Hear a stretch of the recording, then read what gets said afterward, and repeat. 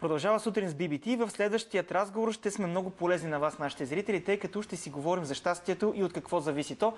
Разбира се, това е индивидуално за всеки един човек, но все пак има неща, които можем да сложим в някакви норми. При мен е Нина Райчева, тя е консултант по щастие. Добро утро. Добро утро. Нямаш нищо против на ти да си говорим? Не, даже предпочитам. Благодаря.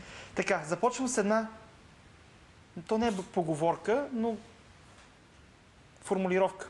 Няма пълно щастие. Много обичат хората да го споменават.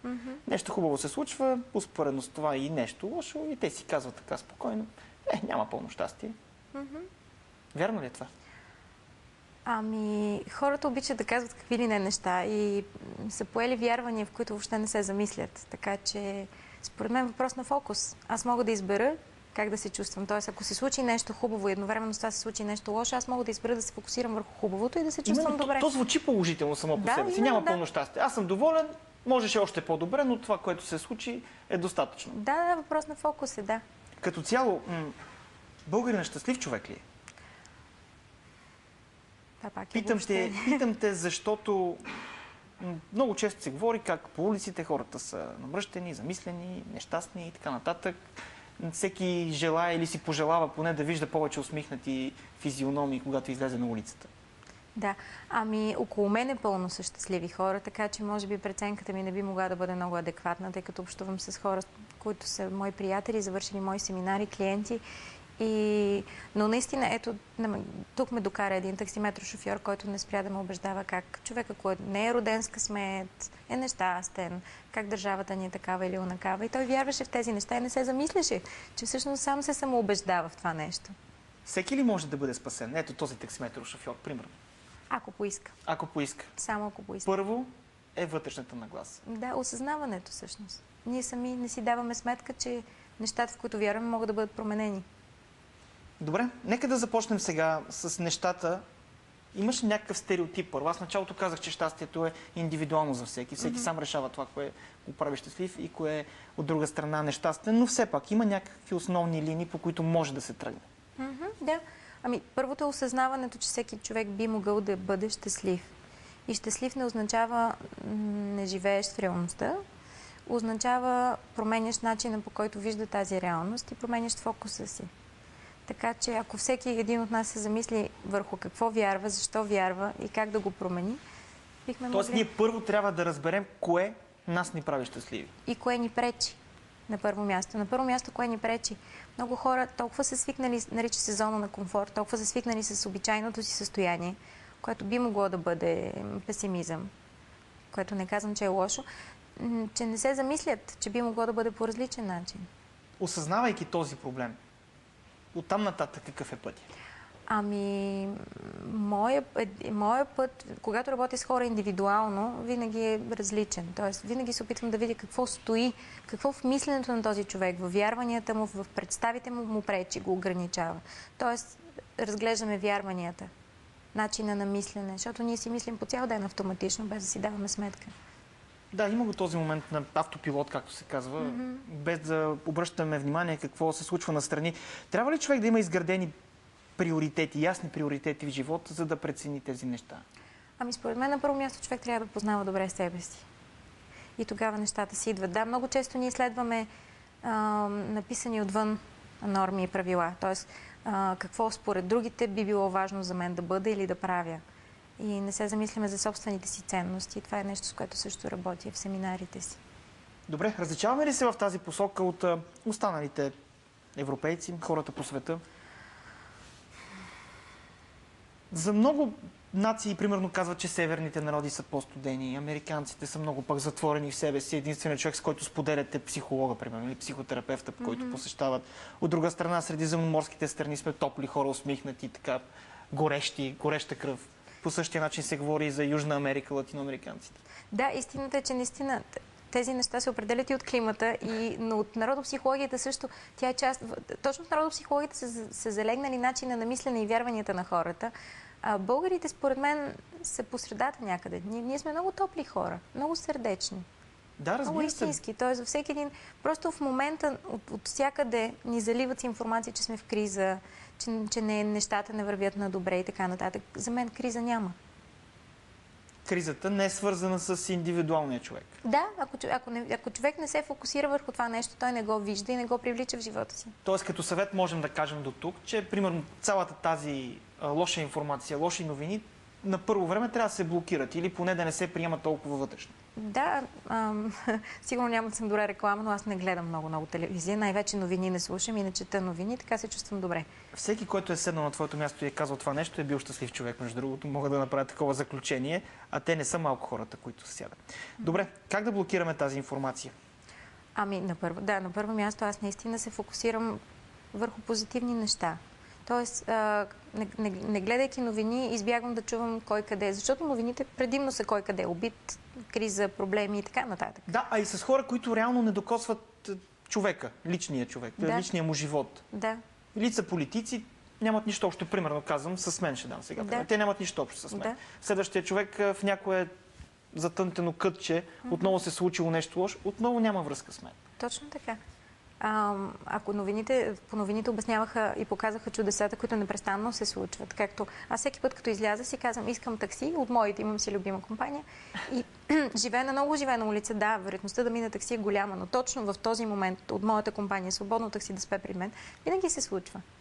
Казват, че малките неща са тези, които правят човека щастлив. Когато той се научи да оценява малките неща, тъй като примерът с таксито, който направи току-що, е именно това. То е нещо малко, нещо семпло, но е нещо, което те радва теб. Да. И малките неща са тези, които правят човека щастлив. Да, или обръщат колата, както се казва. Има го и обратния ефект. Ако не обърнем внимание, понякога може нещо много малко да се фокусираме върху него и то да стане. Знаете, като се фокусират върху нещо човек и то става огромно. Тоест, да, и двете. Добре. Много важен въпрос. Къде са парите в цялото това щастие? Парите идват. Парите започват да идват в момент, в който се чувстваме добре и престанем да се тревожим за тях. При мен те така започнаха да идват. В момент, в който изобщо забравих за пари и започнах да си мисля за това какво наистина ме прави щастливен мен да правя и да се занимавам, парите започнаха да идват. Но те са следствие на това, че правя това, което обичам.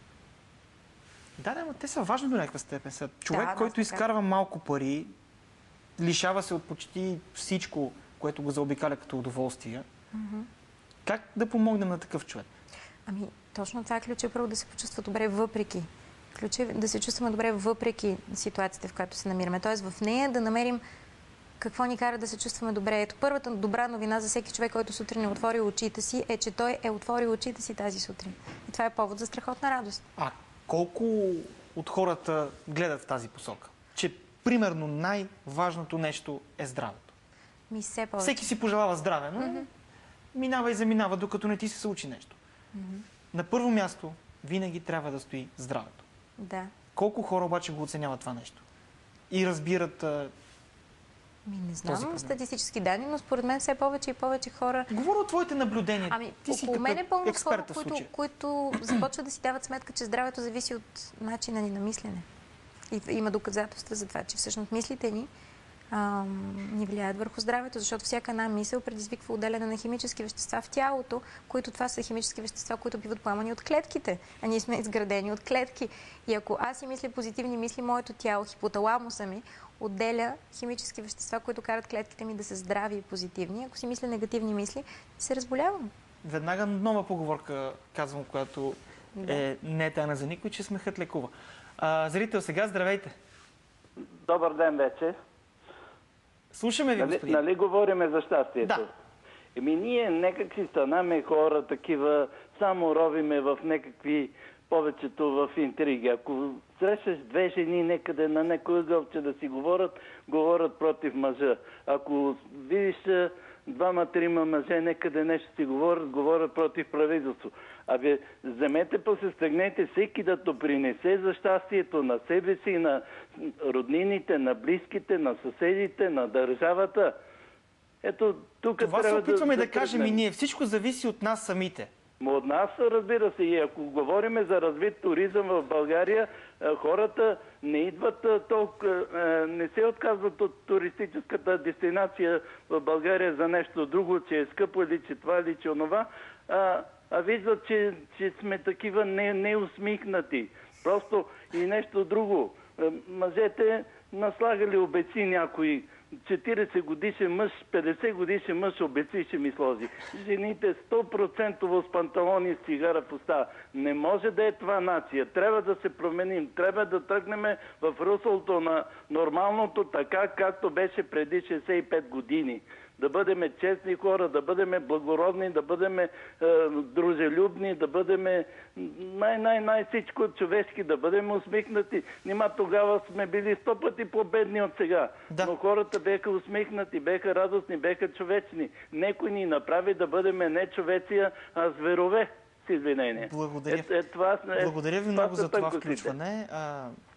В голямата си част от изложението си господина се съгласи с това, което говорихме до този момент. Точно така. И на първо място аз вече искам да покажа плакат от един семинар, който проведохте. Да. Щастието е в теб.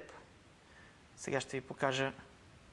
Това е плакат, нали? Да, така? Това е плакат на семинара, да. За този семинар какво ще ни разкажеш? Ами семинарът всъщност се казва Наистина жена. Този уикенд приключи 9-то му издание вече. Лятото ще празнуваме 2 години. Ами там работя само с жени и им помагам именно да осъзнаят как щастието е в тях. 2 дни и половина, много интензивен семинар, основно упражнение. В смисъл неща, които им помагат наистина да извадят от себе си онези неща, които им пречат да се чувстват щастливи и да си тръгнат осъзнати и укрилени. Каза само жени, това означава ли, че жените са тези, които правят хората щастливи? От жените зависи щастието. Не, понеже аз съм жена, реших да започна с жени, понеже е по-лесно. И като сме само хора от един пол в едно пространство, се чувстваме различно, може да се отпуснем. Знаете, че все пак, когато има някой от другия пол, ние променяме поведението си, нали? Което не е добро или лошо, но все пак е различно. Успя ли да постигнеш като идея целият замисъл, който беше предварителен, успя ли да го реализираш? Да, вече за 9-ти пореден път. 9 от 9. 9 от 9. Трансформацията винаги е много силна.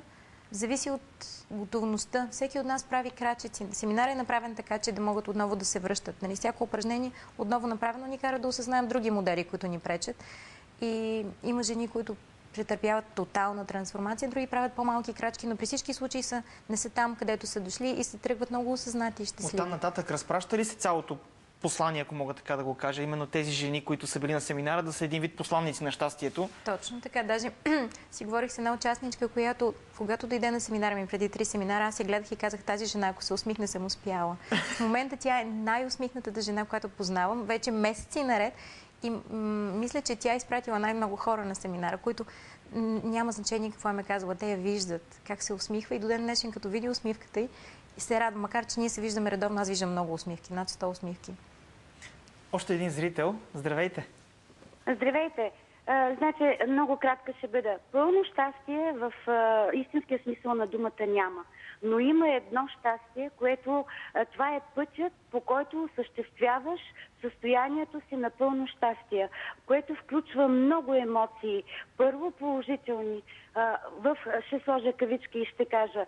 Първо да се самоуважаваш, да обичаш човека до себе си, да го показваш, да си състрадателен към този, който е в неравностойно положение, да уважаваш и се радваш на младостта във всяка форма на живот. Като човек, като раждащото си кукиче, като изгрева, като яркото слънце по обед, хубавия залез вечерта, да имаш възможност да изпиеш с човека, който може да обмениш много положителна енергия за живота като цяло, само с 2 обикновени чаши вино, седнал на пясъка, до морето или на някой камък в планината. Моля, искам да ми обясните какво е това, защото аз действително го мисля и съм на 56 години и така разсъждавам. Аз нормална ли съм? Благодаря. Благодаря ви много за това включване. Преди аз да направя моят коментар, бих искал ти да кажеш какво мислиш относно това, което попита зрителката. Страхотно, страхотно. За мен това е нормалното, да. Според мен тя открила нещата, които я правят нея лично щастлива. Това, за което малко по-рано си говорихме тук, че първото нещо, което трябва да направи човек е да разбере кои са нещата, които го правят него щастлив. Точно така, да, точно това. И аз съм тук сега, именно защото един ден казах, спирам да се опитам да направя другите хора щастливи. И то най-вече родителите си. Искам да намеря начин това, което мен ме прави щастлива, да го правя и нещата се обърнаха. Така че страхотно, да, нормална сте. Разбира се. Даже по-доброто изключение сред по-голямата част от масата. Както вече казахме, тя разбрала какво... Извинявам се. Какво прави щастлива? От колко време се занимаваш с консултации по щастие? Май вече ще станат 3 години. 3-4 години. За това време, какъв е прогресът сред твоето обкръжение на първо място? Огромен. Много съм щастлива да виждам приятелите си щастливи и осъзнати, чувстващи се добре. Истината е, че ние не можем да бъдем постоянно щастливи. Обратната страна на монетата щастие е тъгата. Но когато сме щастливи и в тъгата си, сме постигнали щастието. В началото бяха ли те скептични към твоето начинание? Ами, скептични не, но просто, може би, не знаеха добре или не са разбирали, че наистина работи това, което правя. До момента, в който започнаха да си записват консултации при мен. Мисъл, приятелите ми казаха, искам да се видим, но не на кафе, искам да работиш с мен.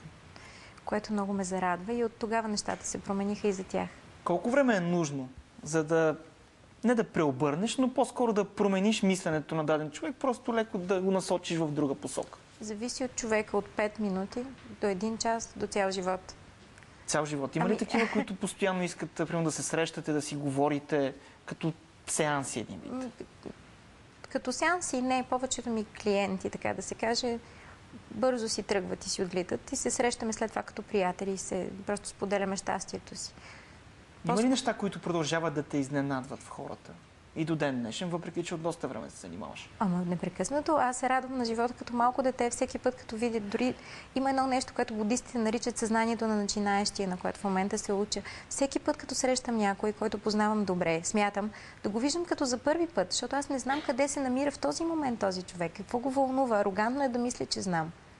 Смяташ ли, че хората, които живеят в по-малки населени места, така по-отдалеч от големите проблеми, многото информация, която ни залива, до някъде се чувстват по-щастливи и са по-щастливи? Ами, възможно е, но има и хора, сигурно от малките населени места, които са фокусирани твърде много в негативните неща от живота си, но да, аз имам участници в семинара си, съм провеждала и в провинцията семинари. Разликата, навсякъде хората са хора. Можеш ли да кажеш кой е най-големият ни проблем? Умът. Аз, между другото, ако мога да се хвана до някъде за първия зрител, който казва много хубави неща, но в следващия момент каза, не искам хората около мен да пушат, искам да те да са по-усмихнати и пак стигаме до този момент, когато ние гледаме другите пак. Най-големият ни проблем е умът ни, който ни говори непрекъснато неща. Аз му казвам, пуска ни филмчета и ние не се замисляме за тези филми. Просто самата... въображението може да бъде и много вредно, тъй като всеки казва, че въображението е нещо хубаво. Трябва да го имаме. Да, но това не е въображение. Той ума ни говори реално, в смисъл, сядам тук и сега, нищо не се е случило, но вече е за утре и се тревожи за нещо, което не се е случило. И ако аз му се вържа и тръгна да мисля, мога да направя неща, които да случат от това, от което се страхувам. А как трябва да изразим яростта си, яда си? Ами първо трябва да осъзнаем какво стои зад него, каква е причината. Ако аз съм много наранена от нещо, винаги зад яростта стои болка, зад гнева стои болка. Нужно е да открием коя е болката. Трябва ли тя да се освобождава периодично, за да не се получи това? Тя се трансформира натрупване. в момента, в който осъзнаем, както страха е емоция без дъх. Тоест, ако аз осъзная, че се страхувам и започна да дишам, той се изпарява. Така че, да, хубаво е да... Забрави си мисълта. Ето с усмивка, като приемеш всичко, нещата стоят по съвсем различен начин. Много ти благодаря, Нина, за този разговор. Надявам се да сме докоснали поне една малка част от хората и да погледнете нещата под малко по-различен ъгъл. Малко по-положителен. Аз много бих искал да приключа. Това е мотото на семинара, нали така? Да. Че ключът към щастието е: обичай себе си, за да те обичат другите, за да те обича и животът.